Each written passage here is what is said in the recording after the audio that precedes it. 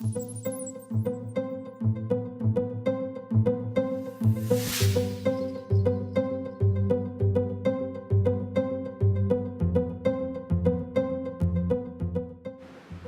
guys, Lamda Mahrya here. Welcome back to my studio.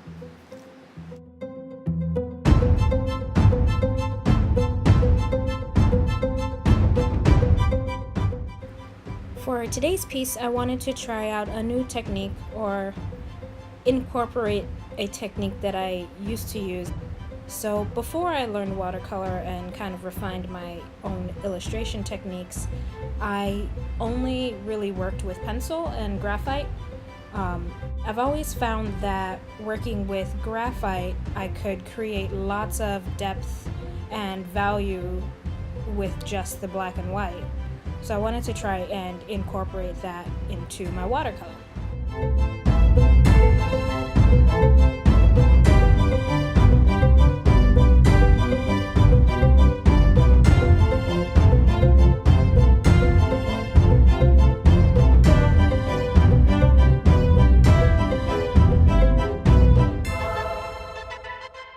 Firstly, what I did was go in and do my shading. I used a paper stump to kind of blend out the values. And then I actually went in with a spray water bottle and just sprayed the top in hopes that I could get the graphite to set in the paper, so that way when I painted, it wouldn't actually smudge.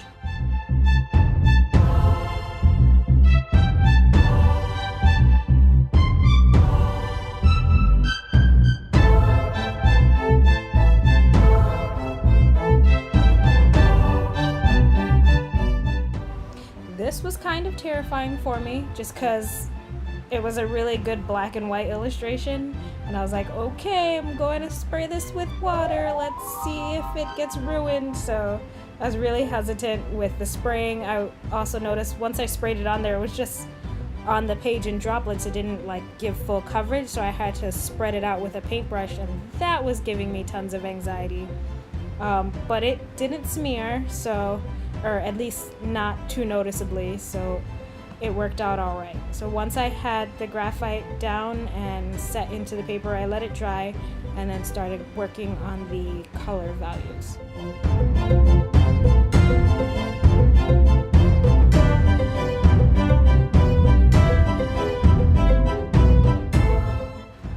Now, luckily, I actually intended for this to kind of be a little bit more of a muddy piece, so knowing that there was a chance that this would get muddy because of the graphite, I just kind of used it to my advantage.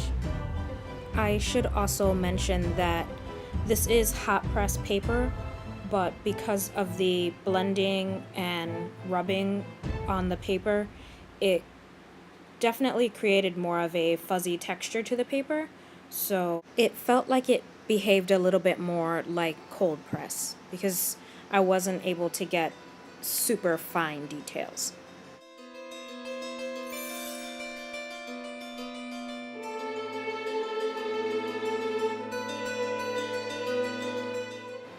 Now, as for the painting process, I wanted to do a kind of gradiated background where it was lighter at the top and then got darker at the bottom. And then I wanted to keep the two main characters in the foreground more vibrant than the background. From there on, it was about very carefully laying down flat washes and doing my best not to oversaturate the already worn down paper.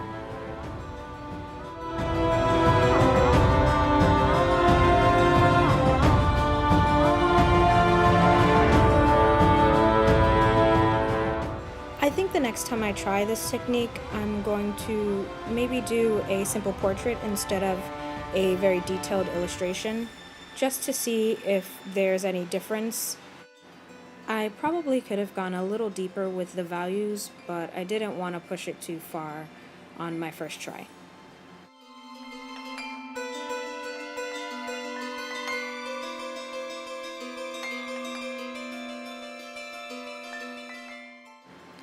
I like that this piece is a little bit more mixed media. There is obviously the graphite and watercolor, but I also go in a little bit with some white ink and white Prismacolor pencil just to add in some highlights. And I also use my Finetech mica watercolor palette at the end. I hope that by learning and introducing new mediums into my work, I can better communicate the story of each piece.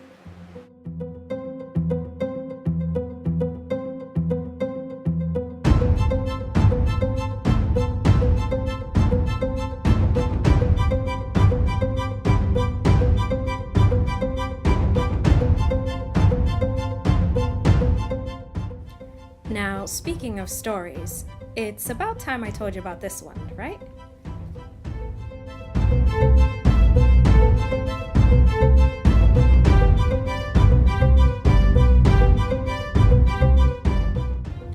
This story begins in a bright and shining steampunk city, where our heroine, Alyse, is in her final year at the city's scientific university.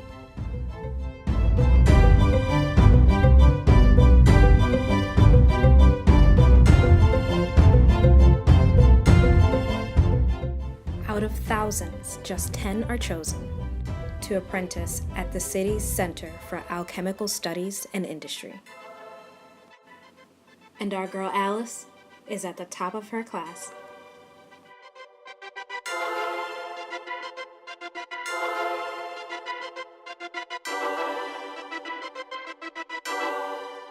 Much like her classmates, Alyse is fascinated to learn that her bright and shining city is run by a clockwork of steel and magic.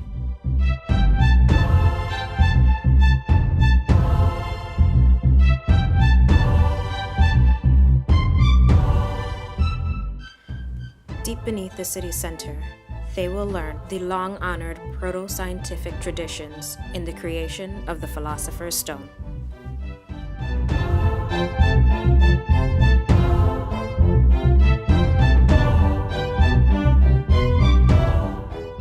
Broken down into a fluid compound, this magnum opus is piped through the veins of the shining city, ensuring that its residents live long and beautiful lives.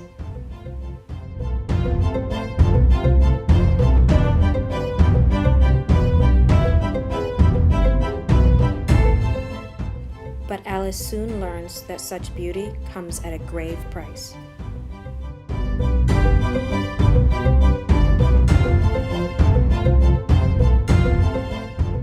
With the guidance of a trusted mentor and an unexpected ally, Alyse goes out in search of a way to save her people and her world.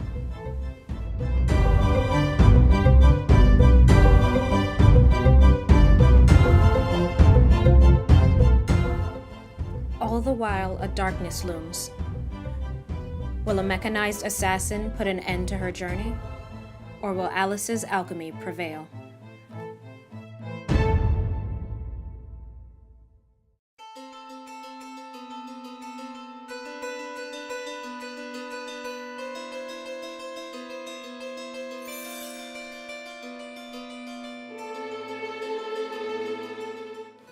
Well, I hope you all enjoyed this little synopsis. I wanted this finished painting to feel very much like a decorative book cover. Something that would give little hints and Easter eggs about the story inside. And I thought it might be interesting for you to hear what would be on the back of this book in particular.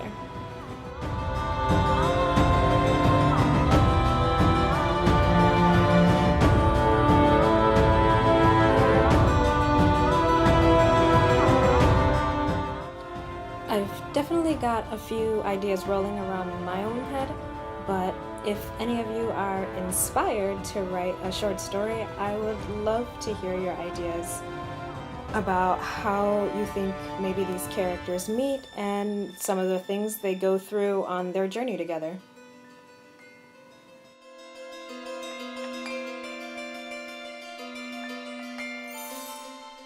In fact, I think I'll host a little contest.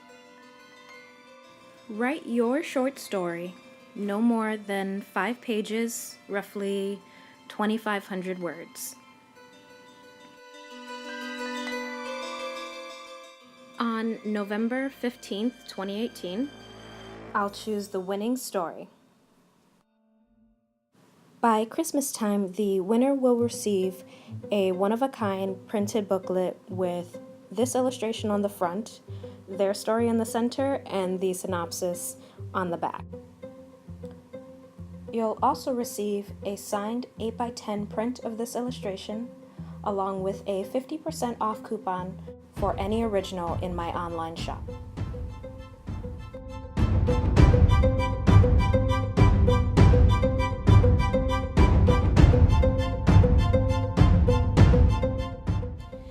Now, I know this video was a bit long.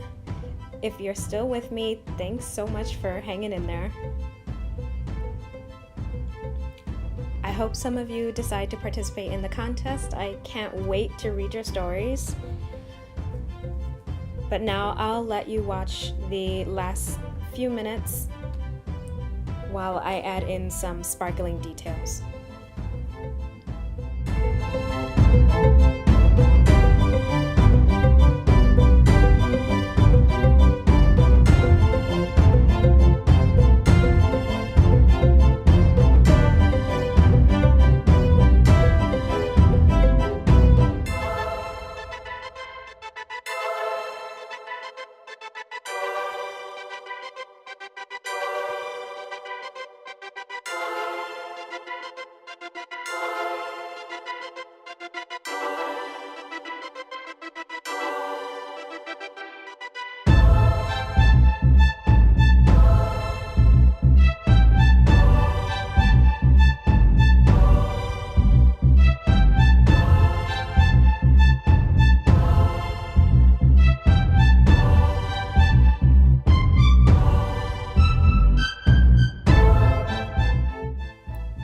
I should take a moment to mention that I'm using the Finetech Mica watercolor palette here to do the piping details as the border, but it actually works a little bit more like gouache. So if you let water saturate the palette, you actually get a pretty nice opaque color, and then you can also blend it with your standard watercolors to create new colors.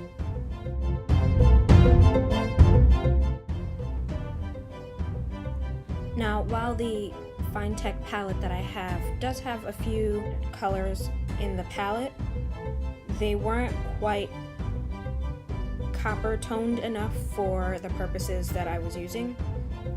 So I basically used one color on the palette and then added in mixtures of either black or kind of a sepia red tone to create the different shades and tones in the metal.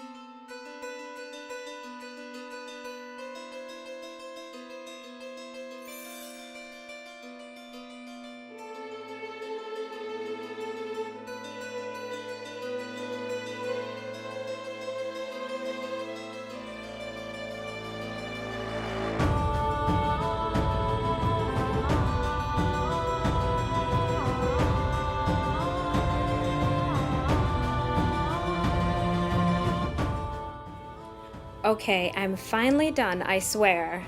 And here she is, Alyse Alchemy. I hope you all enjoyed my process. I'm thinking about maybe doing a coloring page, but I'm not sure if I should do just black and white lines or if I should maybe do the graphite line page. Let me know what you guys think in the comments below. Also, if you haven't already done so, don't forget to like and subscribe, and also hit that bell so you'll get notifications whenever I post a new video. As always, thank you all so much for watching, and I'll see you all in the next one. Bye!